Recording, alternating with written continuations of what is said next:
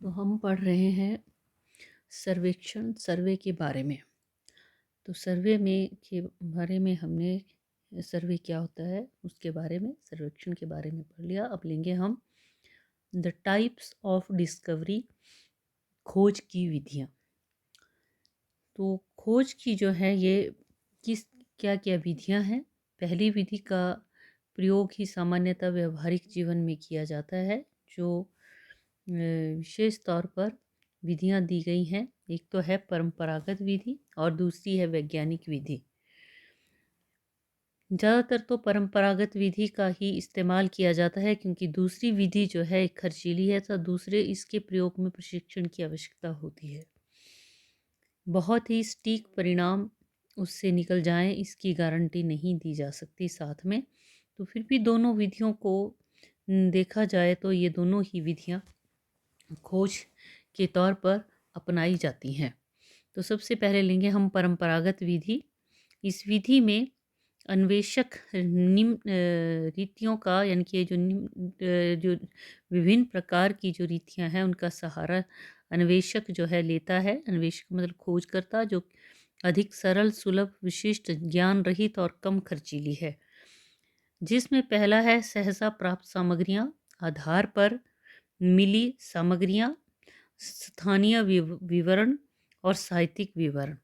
ये हैं परंपरागत जो विधि है उसके अंतर्गत अपनाई जाने वाली विभिन्न प्रकार की ये रीतियाँ। तो सबसे पहले लेंगे हम सहसा प्राप्त सामग्रियाँ। नंबर 1, क्या होता है कि कहीं जाते हैं हम, खेत जोतते, नीम खोते, यदि दूसरे कार्य को करते कोई पुरातात्विक संकेत या सामग्री मिल जाती है। कभी कभी बाढ़, वर्षा या कटाव से भी मिट्टी घुलने से कुछ सामग्रियां प्राप्त हो जाती हैं।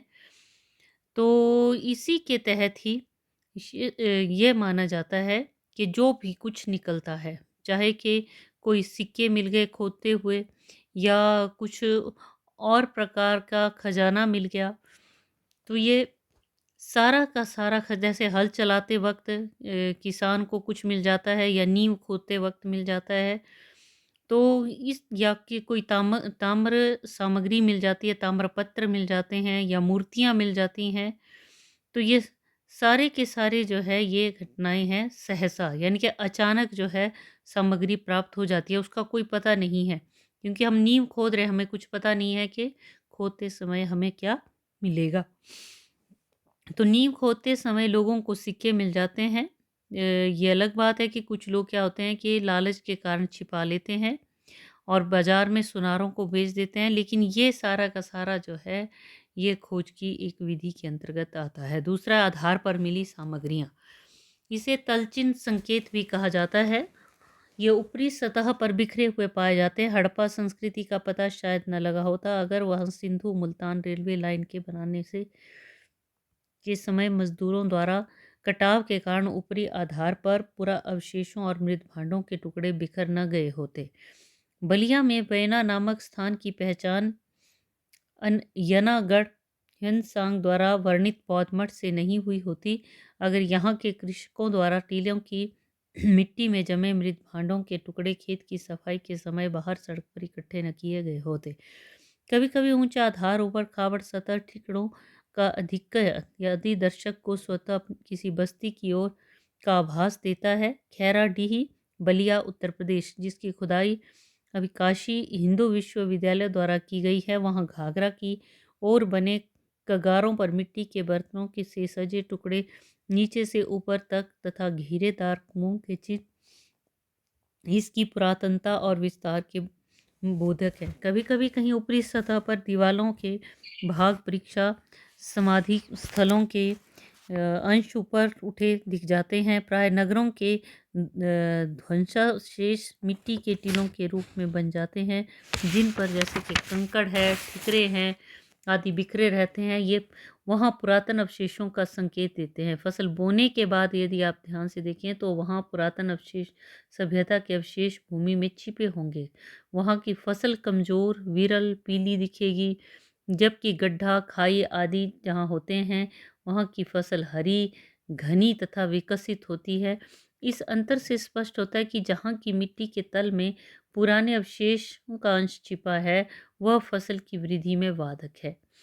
पुराने अवशेषों की ऊपरी सतह भूभाग की मिट्टी का रंग भिन्न होता है, उसमें सूखापन होगा, भुरभुरापन अधिक होगा, रंग सामान्य मिट्टी की अपेक्षा सफेदी लिए होगा। तो खेतों में शाम की छाया को देखकर भी पुराने स्थल का पता लगाया जा सकता है। मिट्टी के अंदर दीवार आदि के होने पर शाम की छाया में इसकी आभा स्पष्ट दिखने लगती है।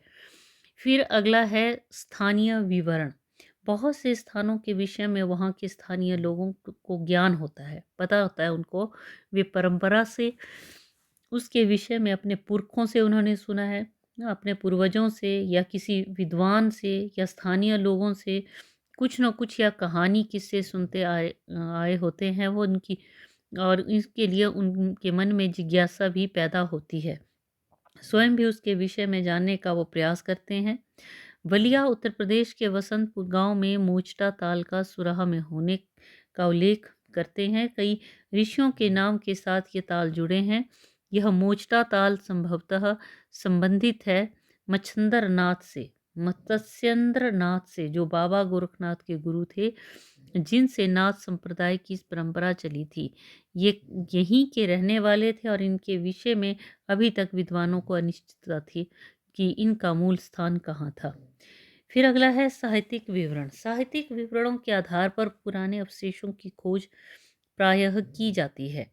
न किसी साहित्य में उसका वर्णन दिया होता है और इसी के आधार पर साहित्य को पढ़कर हम उस स्थल की, किसी भी पुरातात्विक स्थल की खोज के लिए चल पड़ते हैं।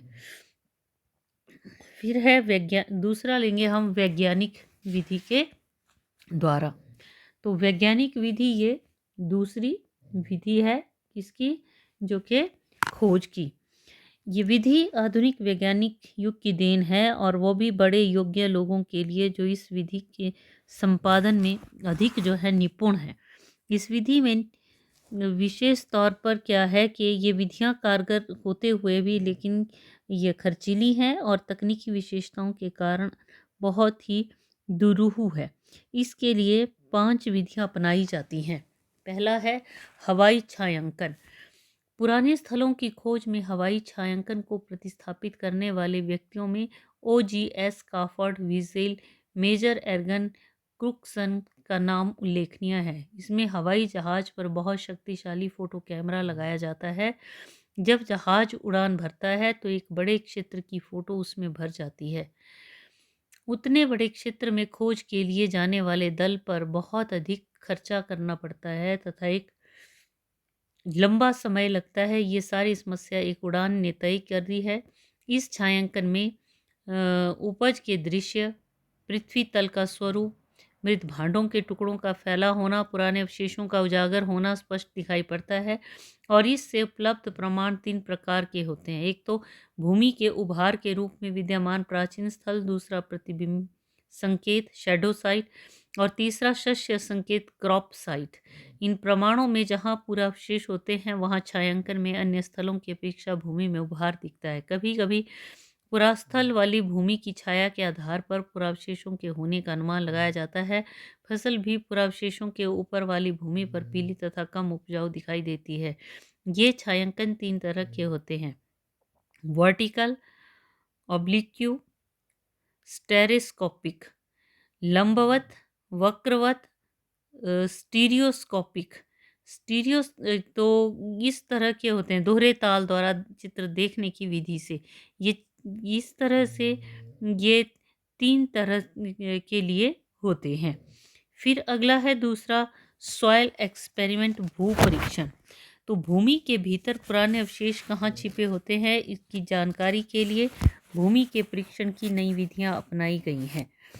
और ये विधियां जो हैं जटिल होने से तथा यंत्रों के संचालन में अनुभवी टेक्नीशियनों के अभाव के कारण व्यय साध्य होने के साथ ही सबके प्रयोग के लिए ये संभव नहीं हो पाती हैं।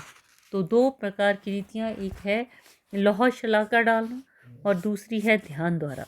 अंदर डालने वाली स्थिति के अनुसार लौह शलाकाएँ अनेक आकार की होती हैं, पर सामान्यतः अंग्रेजी के टी आकार की, 1 मीटर की लंबी तथा 10 सेंटीमीटर चौड़ी। ठीक है, किसकी? टी के आकार, इंग्लिश का जो टी शब्द है, इस इस आकार की। और कितने? ये 10 सेंटीमीटर मोटी लोहे के सरिया से ये शलाका तैयार की जाती है। हथौड़े पर किसी चीज़ से पीट कर इसको ज़मीन में गाड़ा जाता है। इसमें डंडे का निचला भाग नुकीला रहता है। इसको ज़मीन में धंसाते हैं और ऊपर से चिपटे सिर पर प्रहार द्वारा अंदर भूमि में उसको प्रवेश कराते हैं। यदि भूमि के अंदर कोई आवासीय अवशेष छिपा होता है तो इसका अंदर प्रवेश सहज नहीं हो पाता, क्योंकि ये जो है इसमें बहुत मुश्किल आती है। इसके द्वारा प्राप्त जानकारी को व्यापक बनाने के लिए पुरास्थल के कई भाग को कई भागों में बांटकर एक वर्ग के कई स्थानों पर इसको अंदर घुसाकर दीवार तथा रिहायशी भवन के अवशेषों के छिपे रहने का ज्ञान प्राप्त कर सकते हैं। पर इसमें एक कठिनाई है कि केवल भवनों के अवशेष से होने वाली रुकावट का ही ज्ञान इससे प्राप्त हो सकता है। सभ्यता के स्वरूप, काल आदि की कोई जानकारी नहीं मिलती है। तो ये हो गई पहली विधि, लोहे शलाका को डालना। दूसरा है ध्यान द्वारा। जिस स्थान पर पुरानी सभ्यता के अवशेष भूमि में रहते हैं, वहाँ की मिट्टी कसी हुई तथा भारी होती है। उस स्थान की अपेक्षा जहाँ कोई वस्तु पृथ्वी के अंदर जमा नहीं होती, वहाँ कुछ अंदर होता है। वहाँ ठोकने से आवाज़ भारी निकलेगी। जहाँ कुछ भी नहीं होगा, वहाँ हल्की निकलेगी। दैनिक जीवन में भी यही विधि डिब्बे, बक्से आदि में कुछ है या नहीं, इसकी जानकारी के लिए उसे बजा बजा कर पता किया जाता है। इसी आधार पर इस विधि को निकाला गया होगा। तो इसके लिए दुर्मट या किसी भारी चीज़ से ज़मीन को ठोकते हैं और दूर खड़े होकर आवाज़ को सुनते हैं। इससे आवाज़ में अंतर स्पष्ट होता है और इस आधार पर संचित भूमि और खाली भूमि की पहचान द्वारा पता चल जाता है। पर किस वंश की और किस काल की सभ्यता यहाँ हो सकती है, इस विधि का कुछ भी पता नहीं चलता। फिर इसके पश्चात लेंगे हम दूसरा, ये हो गया हवाई छायांकन, भूपरीक्षण, और तीसरा है इलेक्ट्रॉनिक विधियाँ।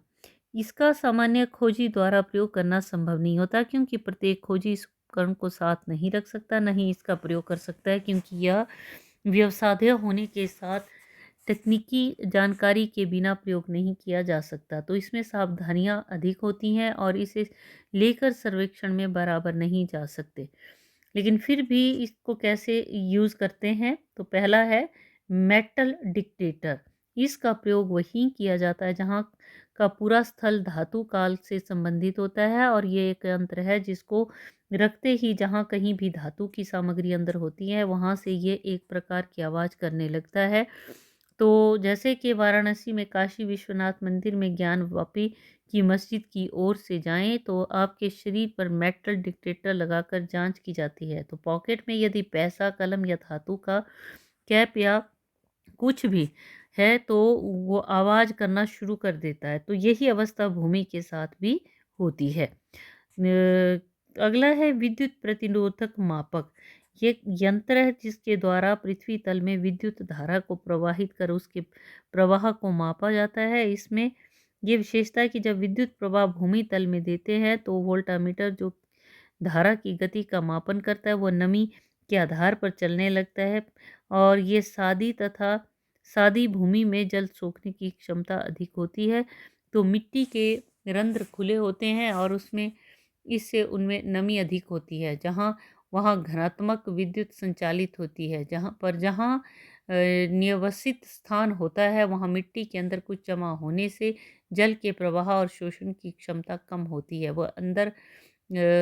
वह स्थान अंदर से पोला नहीं होता। वहाँ मिट्टी के रंध्र खुले नहीं होते कि जल या नमी को अंदर तक पूरा सोख ले। ये ऊपर ही सूख जाती है, और इससे जब वहाँ बिजली की धारा प्रवाहित की जाती है तो अंदर सरलता से प्रवाहित नहीं होता है। इससे वोल्टामीटर की गति वहाँ सामान्य नहीं होती। जहाँ नम भूमि में वह धनात्मक परिणाम देता है, वहीं बस्ती की भूमि में ऋणात्मक देता है। तो इसके लिए क्षेत्र में थोड़ी-थोड़ी दूरी पर इलेक्ट्रोड लगाए जाते हैं। उनके द्वारा अंदर संचालित विद्युत की गति का आकलन वोल्टामीटर के द्वारा किया जाता है। 2 बिंदुओं के बीच विद्युत का प्रवाह मार्ग आंक कर वहाँ पुराने अवशेष होने का अनुमान लगाया जाता है।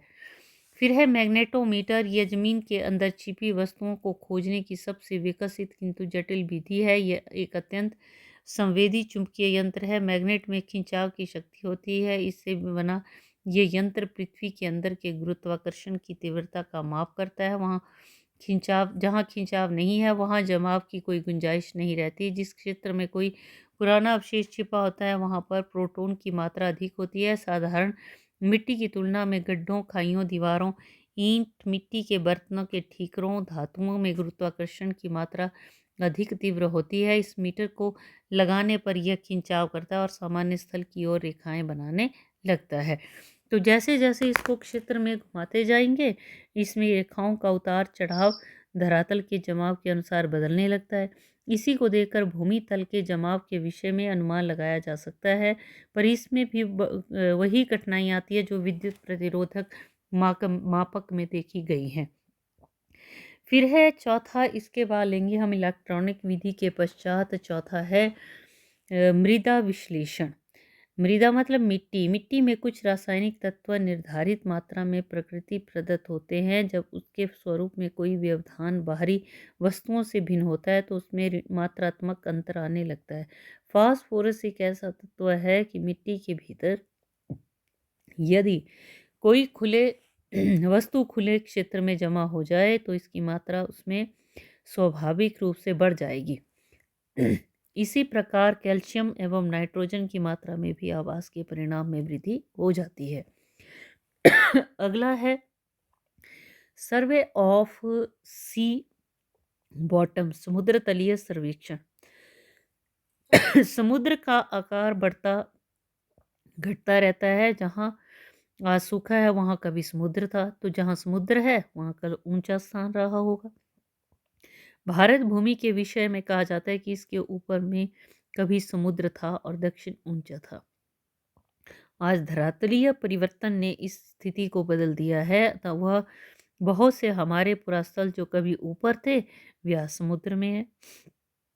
और उनका पता लगाने के लिए एक यंत्र जिसका नाम है बैथिस्केपिक्स का आविष्कार किया गया है, जो समुद्र तल के अंदर पुराने स्थलों का ज्ञान देता है। और इस विधि का प्रयोग करके गुजरात के जामनगर में कृष्ण की द्वारिका, जिसको कहा जाता है कि वो समुद्र में डूब गई थी, तो कृष्ण की द्वारिका का, जिसे 7 द्वारिकाओं में से भेंट द्वारिका कहते हैं, का पता SR राव ने लगाया।